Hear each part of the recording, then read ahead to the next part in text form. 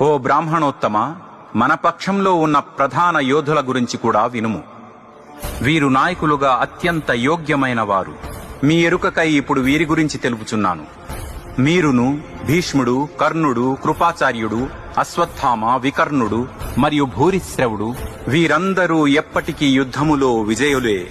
ఇంకా చాలా మంది వీరయోధులు కూడా నా కోసం ప్రాణాలు అర్పించటానికి సిద్ధంగా ఉన్నారు. వీరందరూ యుద్ధ విద్యలో ప్రావీణ్యం కలవారు మరియు అనేక రకములైన ఆయుధములను కలిగి ఉన్నారు. మన సైనిక బలం అపరిమితమైనది మరియు మనం భీష్మ పితామహుడిచే రక్షింపబడుతున్నాము. కాని భీముడిచే జాగ్రత్తగా ఏర్పాటు చేయబడి రక్షింపబడుతున్న పాండవ సైన్యం పరిమితమైనది. కావున కౌరవ సేనానాయకులందరికీ మీ వ్యూహాత్మక స్థానాలను పరిరక్షిస్తూ భీష్మ పితామహుడికి పూర్తి సహకారం అందించమని పిలుపునిస్తున్నాను.